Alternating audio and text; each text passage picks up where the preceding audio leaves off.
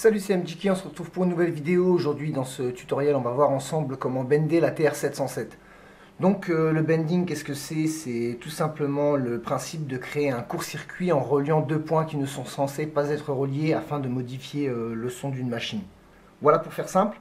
Donc aujourd'hui je vais tout simplement vous montrer comment bender un peu votre TR-707 et lui apporter du coup des petites options supplémentaires de son, pardon. Donc pour commencer, il faudra tout simplement vous munir d'un tournevis. Vous enlevez les vis qui sont sous le capot, je vous les montre, hein, c'est celles-ci. Voilà, elles sont au nombre de 7, donc vous les enlevez. Une fois que vous avez enlevé vos vis, donc c'est les vis qui se trouvent en dessous ici. Hein. Donc là sous le capot, tout ça, vous enlevez toutes les vis. Donc une fois que vous les avez enlevées, vous repassez de l'autre côté de la machine, vous l'allumez, vous préparez une rythmique. Donc moi j'ai volontairement pris une rythmique où il y avait pas mal de... Comment dire? J'ai volontairement pris une rythmique où il y avait pas mal de sons, donc j'ai créé volontairement, j'ai mis à peu près tous les sons que je pouvais pour avoir une rythmique assez riche et pouvoir voir le résultat de manière probante quand je vais faire mes câblages. Donc voilà, je vais vous faire écouter tout simplement la rythmique que j'ai créée. Hein.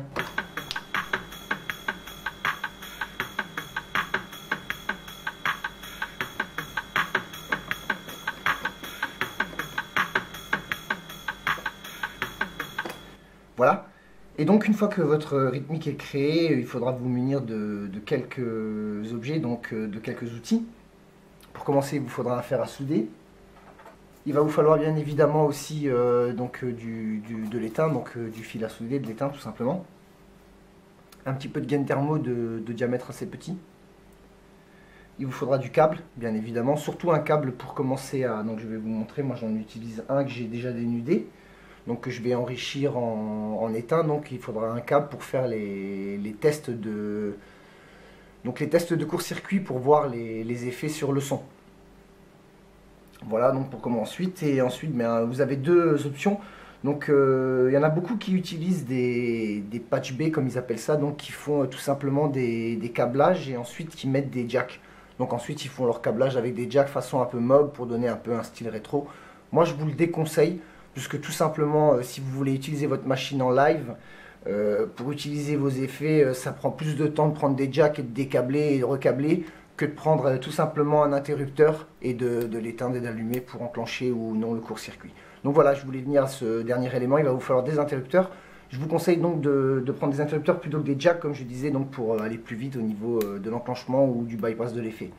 Donc les effets qui vont être créés via nos courts-circuits. Donc là, moi j'ai des interrupteurs qui sont un petit peu gros, donc je vais les utiliser pour la démonstration. Mais je vous conseille bien évidemment de prendre des interrupteurs le plus petit possible, car il faut pouvoir les rentrer dans le boîtier de la machine. Voilà. Donc pour commencer, vous faites votre rythmique, vous démontez votre TR, vous munissez des outils. Hein. Et ensuite, une fois que vous avez donc créé votre rythmique, vous allez tout simplement tourner votre TR. Donc vous y allez doucement. Moi, je vais penser à retirer la carte bridge. Voilà. Et donc vous retournez votre TR tout simplement. Pas besoin de la démonter plus. Hein. Vous enlevez juste donc les vis qui sont ici. Et ensuite, on va tout simplement l'ouvrir. Voilà. Donc vous ouvrez votre TR, vous posez votre capot de manière à ce qu'il ne vous dérange pas. Voilà. Et donc ensuite, ce qu'il va falloir faire, donc il va tout simplement falloir lancer l'enclenchement donc la rythmique de votre TR, la mettre tout simplement en route, et ensuite chercher des points de contact. Donc moi j'ai déjà fait des petits repères, je peux déjà vous dire qu'il y a des points de contact qui sont assez sympas au niveau de cette puce, avec celle-ci, donc sur cette ligne et cette ligne. Donc je vais vous montrer, faire tout simplement des démonstrations. Donc pour commencer, je vais tout simplement préparer mon câble testeur. Donc j'ai tout simplement dénudé un morceau de câble électrique que j'ai récupéré sur une vieille prise qui ne fonctionnait plus. Et ensuite, maintenant, je vais tout simplement l'enrichir avec un petit peu d'étain afin de pouvoir avoir des points de contact aisés. Travailler facilement sans que les fils se dénudent sans arrêt. Voilà. Donc je prends tout simplement un petit peu d'étain, je prends ensuite mon fer à souder.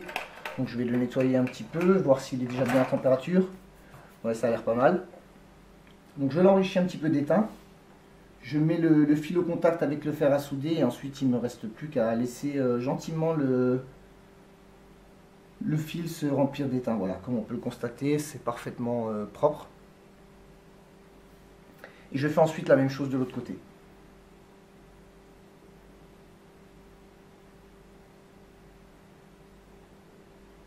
Voilà. N'hésitez pas à nettoyer régulièrement votre fer à souder, ça évitera d'avoir des dépôts et surtout d'avoir de l'étain qui est complètement carbonisé sur vos soudures. Donc voilà mon testeur pour les points de contact.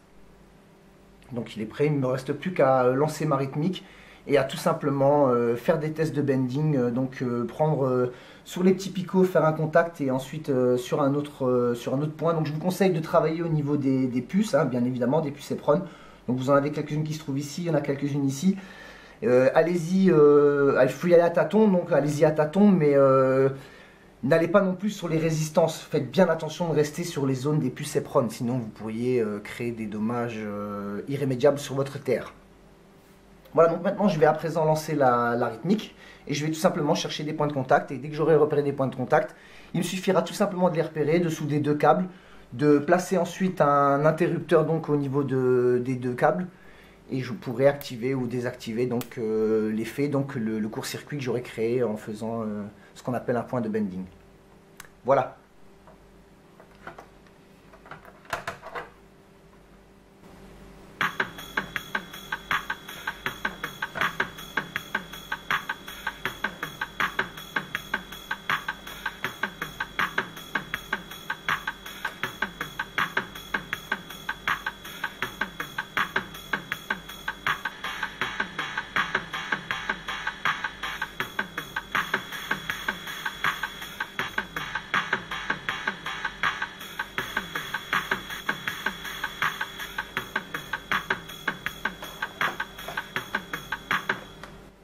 Voilà, comme on peut le remarquer, j'ai déjà repéré 2-3 points de bending assez sympas.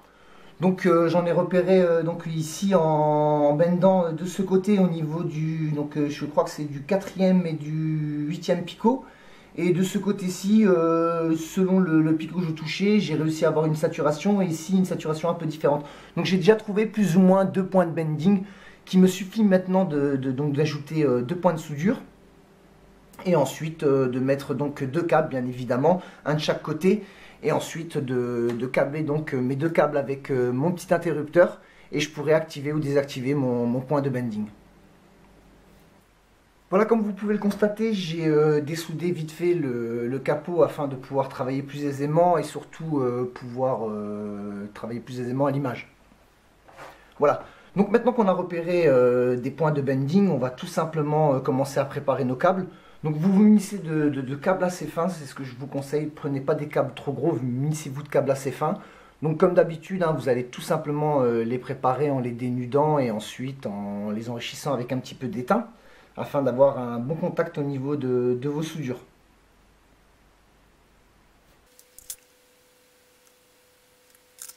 Donc voilà, notre câble est maintenant préparé, on l'a enrichi en étain. Donc maintenant on va tout simplement se munir d'un morceau de gaine thermo et on va le glisser et mettre un petit coup de chauffe pour donc placer la gaine thermo afin de juste laisser dépasser un tout petit morceau de câble nécessaire. Vérifiez bien avec votre fer à souder que vous êtes bien au bout de votre câble, qu'il n'y ait pas un morceau d'étain qui dépasse d'un centimètre ou d'un millimètre.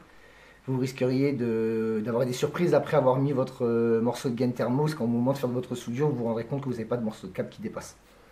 Donc une fois que vous avez mis votre gaine thermo, tout simplement, vous prenez un briquet, vous faites chauffer et ensuite la gaine thermo va donc se rétracter et ensuite adhérer bien évidemment et venir isoler, compléter l'isolation de votre câble.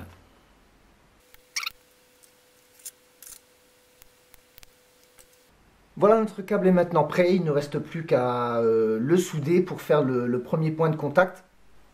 Donc moi j'ai isolé les deux côtés parce que je vais ensuite, comme je disais, les mettre sur l'interrupteur. Mais je fais toujours ça pour que ce soit bien propre, puisque de toute façon ça suffit largement pour faire la soudure. Ça me permet juste d'avoir des câbles qui soient bien propres et qui soient souples, qui me permet de pouvoir bien les ranger dans le boîtier. Donc vous faites pareil, hein, vous préparez votre deuxième câble de la même manière. Et ensuite vous n'avez plus qu'à fixer vos points faire vos soudures pour avoir vos points de contact de bending qui vont vous permettre donc grâce au court-circuit de modifier le son de votre terre.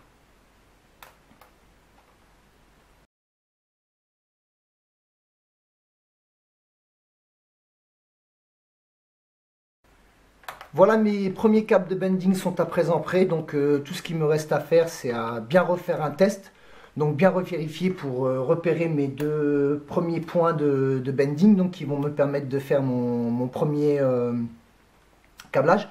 Petite astuce encore que je vous donne, que vous pouvez aussi utiliser, c'est par exemple, moi j'ai préparé mon câble, donc vous faites votre point relais, et si jamais votre câble est assez long pour vous permettre d'aller jusqu'à l'endroit où vous désirez mettre votre interrupteur, donc vous faites votre point de bending, vous coupez votre câble, vous soudez votre interrupteur, et voilà, c'est fait, votre point de bending est fait directement. Voilà, mais moi je préfère donc, comme je disais, prendre deux câbles, faire le point de bending, et de toute façon après je verrai selon la longueur où je vais placer mon interrupteur, je referai le réajustement des câbles si nécessaire. Voilà, donc là je vais à présent tout simplement refaire un test pour bien repérer mon premier point de bending, et ensuite je ferai mes premières soudures.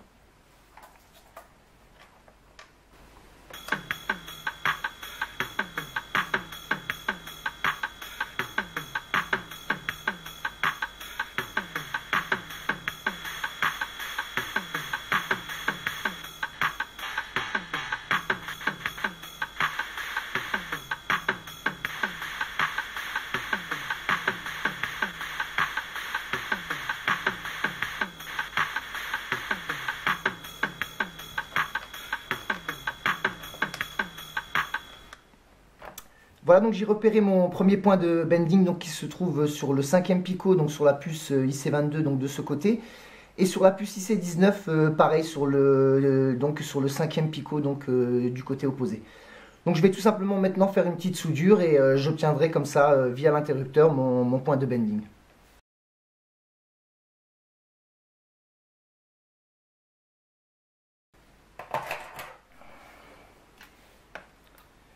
Voilà, mes deux points de soudure sont faits, donc je vais tout simplement faire un test avant de mettre mon interrupteur pour vérifier que ça fonctionne bien. Donc je vais relancer ma TR et tout simplement connecter les deux câbles pour faire un contact.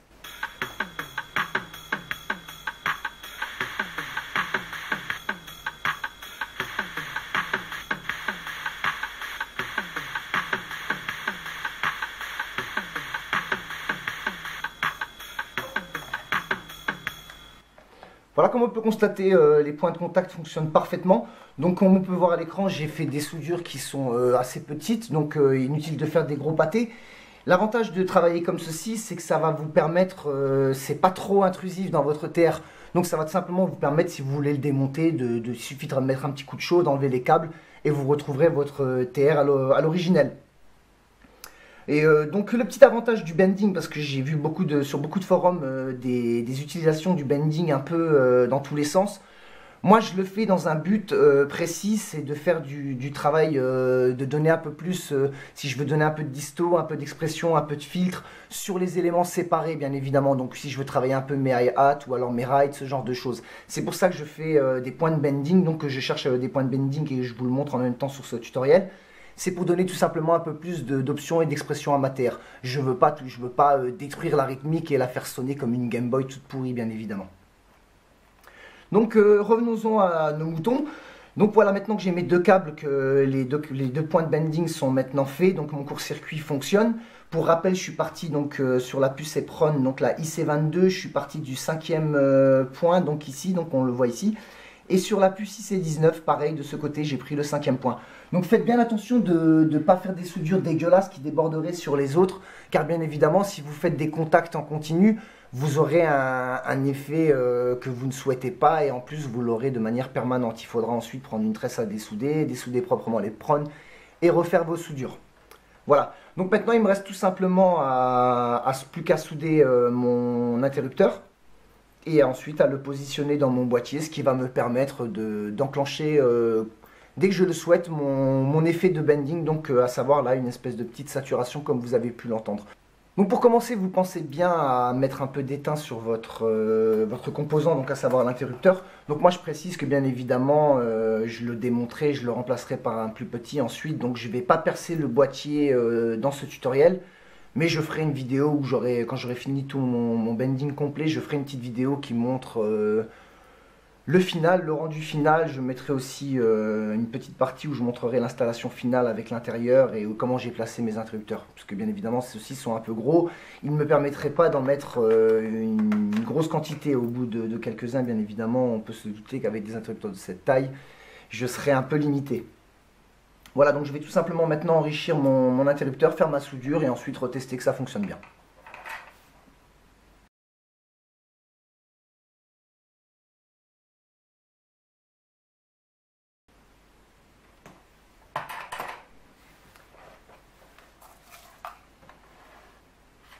Voilà, on se retrouve, ma soudure est à présent terminée, donc voilà mon interrupteur, ce que ça donne. Donc j'ai mon petit interrupteur qui est maintenant branché.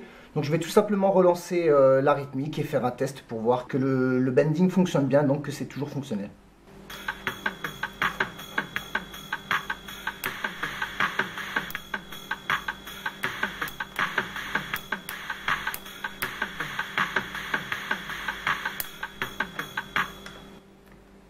Voilà, comme on a pu le constater, l'effet fonctionne parfaitement, donc l'installation s'est parfaitement bien passée.